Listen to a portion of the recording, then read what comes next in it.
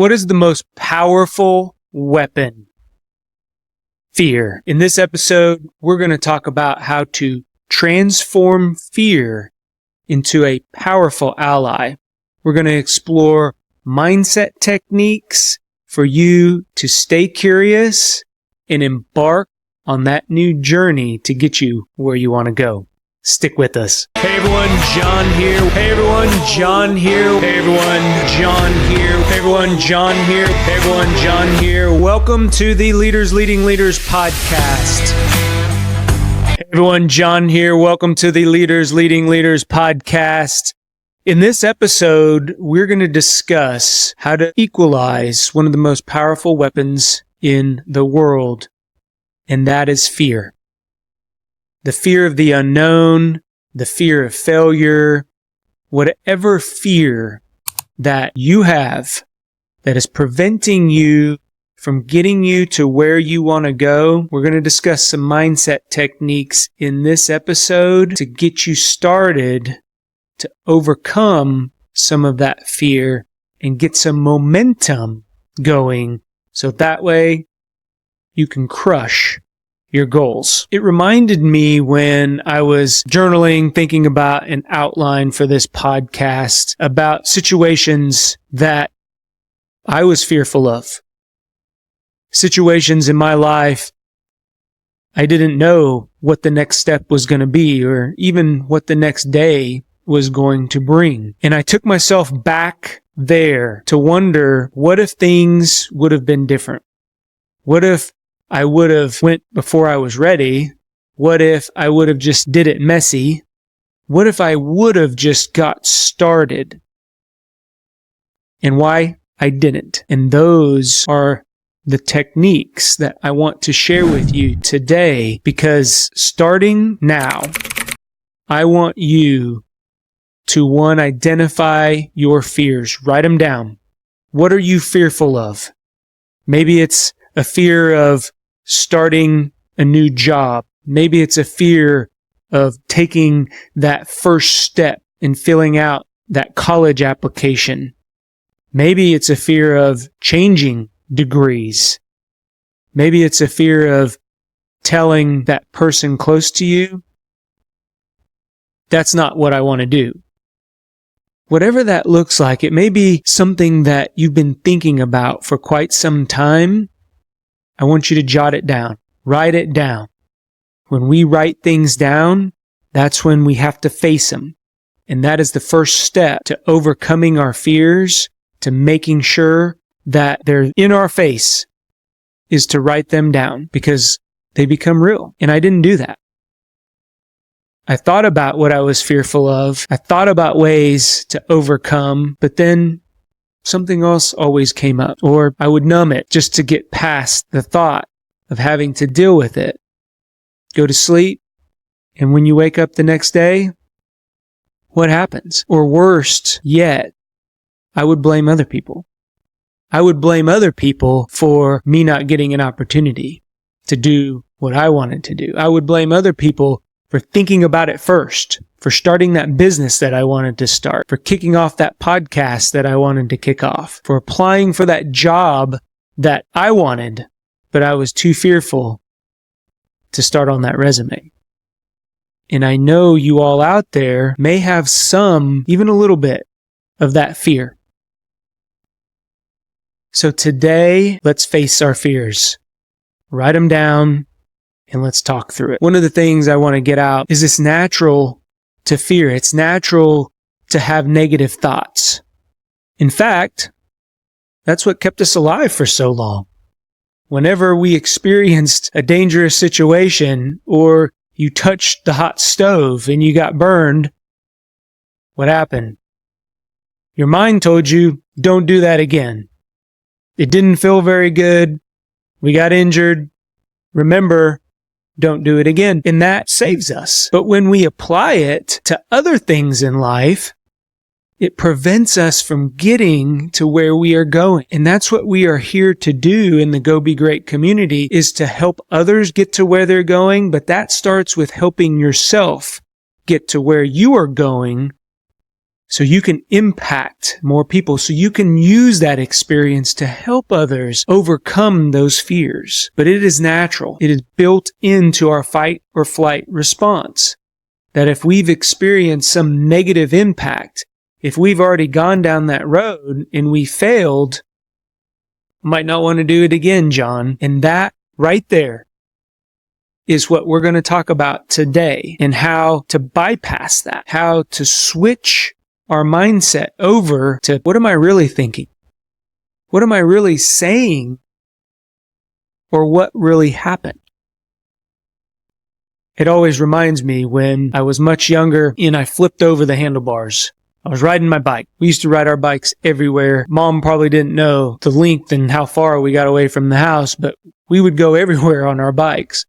Do tricks, have a bike club, we'd meet other people. I was probably 7, 8 years old, and I still vividly remember this because I have a scar, a fake tooth, in the front of my mouth to remind me as I hit a rock, I was standing up and I fell over the handlebars. Cracked my tooth.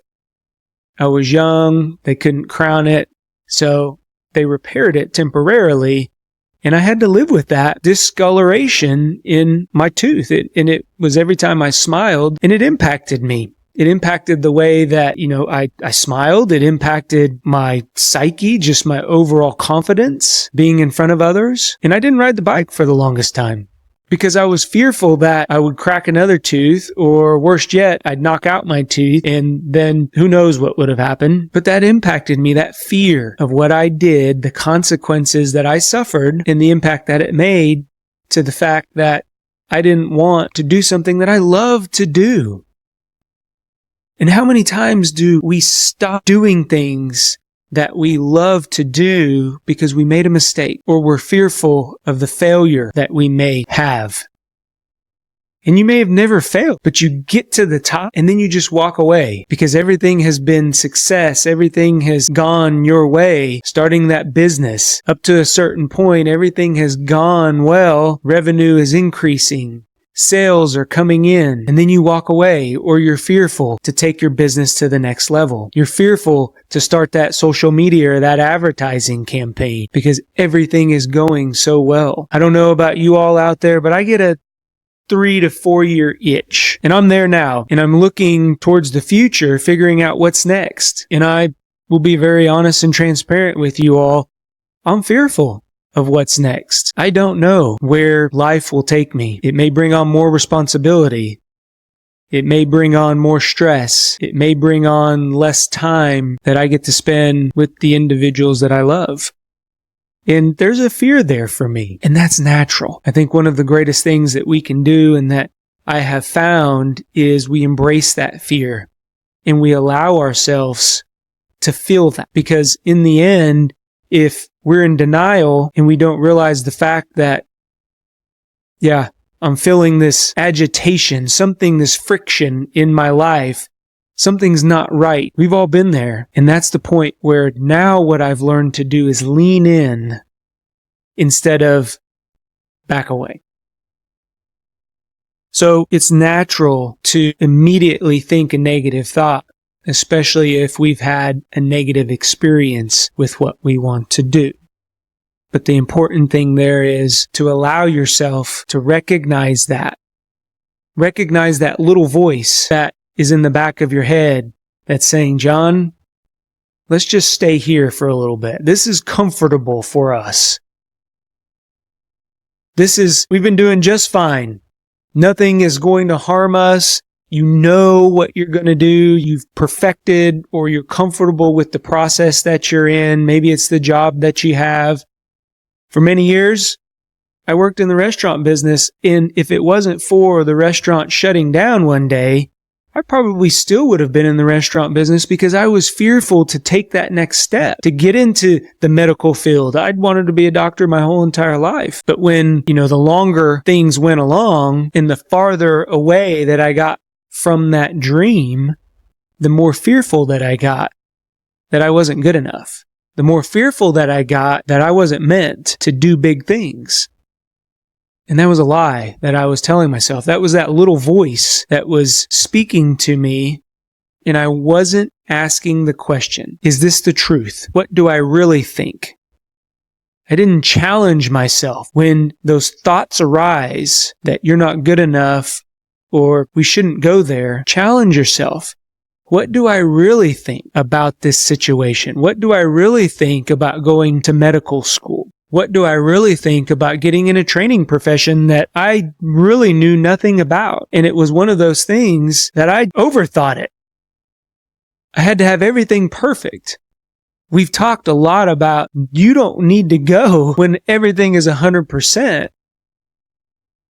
Lean in to that 70%, that 80%, that 90% certainty, and take a chance. Take the chance on yourself to go do what you've always wanted to do. In the end, I don't want to look back and say, I wish I would have done that. I wish I would have bet on myself to take that opportunity, even though I didn't know anything about it, to step into a role that you weren't 100% prepared for. To start that new business that you didn't have all your ducks in the row, but you felt it in your gut and you challenged yourself and you asked the question, what do I really think? Because in our heart of hearts, in our mind, we start to play tricks with ourselves. I played a lot of tricks with myself in where I was going in life. I always explain to people I had a zigzag approach to the way that I got here today. And it's built the experience that I have to share with others, to help others get to where they're going, and to let people know that failure is an option, because I failed quite a bit. I was there, a young parent, financial trouble. It was hard. And there was a lot of things that we did to overcome that. And some mornings I woke up and I didn't quite know if we're going to make the next payment on the house, on the cars, whatever that looked like. And if I would have let fear overcome my ability to go get another job, to go challenge myself, to step out of my comfort zone, the things that I dreamt about my whole entire life, and to give up on that dream and move into an area that I didn't know where that was going to go, I wouldn't be here today talking to you. So if anything, use me as the reason. Blame me for pushing you in to asking yourself, what do I really think? A great mentor once told me, weeds grow faster than flowers. So anyone who's had a flower bed, anyone who's had a garden, understands the fact that you're constantly out there picking out the weeds. And those are the negative thoughts that we have. They come up more. They are more predominant. So we got to pick those weeds so that way the flowers, our dreams, our hopes flourish and have all the water, the rich soil they need to bloom, to blossom, to grow. And our mindset is no different. You're going to be picking out more weeds than you probably think every day when you wake up and you hit that alarm clock and you look outside, or however you start your morning routine. It starts then, picking out that weed of, today is going to be a tough day. I'm tired. I'm sore. It's cold outside. I got a lot going on. I got a lot of work piling up. I can't submit that resume. I can't do my personal development. I can't go exercise. I don't have time to eat right. I don't have time to invest in my business. I don't have time to invest in myself. Those are the weeds of life. Pick them up, throw them out, because they're dream killers. They will suffocate and suck all the water and the nutrients that your dreams need to grow and to blossom. So pick out those weeds. They will grow faster than the flowers. And then last but not least, I want to leave you with this thought of curiosity. As I've grown in my mindset, as I've grown in life through experience as a grandfather, as a father, as a son, a brother, an uncle, I've tried to remain curious. I carry with me this mantra of Be the most interested person, not the most interesting person. Leave a conversation where you don't say anything about yourself. You ask good questions. And one of the things that I recognized as I become more comfortable in that role is people always leave our interactions with something that makes them happy. It might be the feeling that somebody listened to them that day. It may have been something that they said and they were thinking and now it's out and they hold themselves accountable. Trying to convince somebody to do something, giving somebody advice unless they ask for it, a lot of times falls on deaf ears. Have you ever tried to change somebody that didn't want to be changed? How hard was that for you? I always try to reverse that role. And if they come up with the change, they own the change because you remain curious and ask good questions. I always think of Columbo. I had a coach who would use this analogy of Columbo. And for those young listeners out there, Google it, go on YouTube, you'll find an old episode. But Columbo was a detective. And he solved mysteries, he solved crimes by asking questions. And that image is very vivid in my mind when I get into a conversation and I start asking questions and people start talking and they start sharing. And sometimes hours will go by. Sometimes it's one of those conversations that you didn't mean to have, but it just happened. And that is because I've tried to remain curious in those situations. I've questioned myself back to, what am I really thinking? That is a form of curiosity. You can even turn that inwards and use it to overcome that fear that you may have about doing something new, about challenging yourself, getting comfortable with being uncomfortable. Because uncomfortableness is caused by fear. So today in this episode, whatever you wrote down at the beginning, I want you to ask yourself, what am I really thinking? Dig deep, because you're only going to get out of it what you put in, but really concentrate on the fact that what we tell ourselves a lot of times aren't the cold hard facts. They're based on past experiences. It may be traumatic. It may be based off a traumatic event in our lives. That hand touching the stove when we were younger and it burning us and we still have the scars. Me flipping over that bike and having 2 crowns. That I remember that event, that you remember, that's ingrained. So some of us may have to work a little bit harder when we ask ourselves, what am I really thinking? Where is this really coming from? But in the end, that's going to help us overcome our fears and get us going and realize that those negative thoughts, they're naturally going to come first. But pick those negative thoughts and throw them out, just like the weeds in our garden, and allow those dreams to blossom and bloom. I hope this helped somebody today. I believe in you. Go be great. We'll talk to everyone later. Bye-bye. If you like what you're hearing, do us a favor. Click on that subscribe button. Give us a thumbs up or leave a comment. That lets us know that what we are putting out benefits you. If you want additional information or resources or learn how to work with me, head on over to thejohnespinosa.com, because when we become better versions of ourselves, it helps us get others to where they're going. Go be great.